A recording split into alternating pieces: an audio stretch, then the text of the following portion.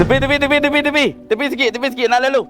Tepi sikit. Saya Ustaz Muhammad Khairul Nazri bin Mat Saleh, mudir Pondok Rehab Abada.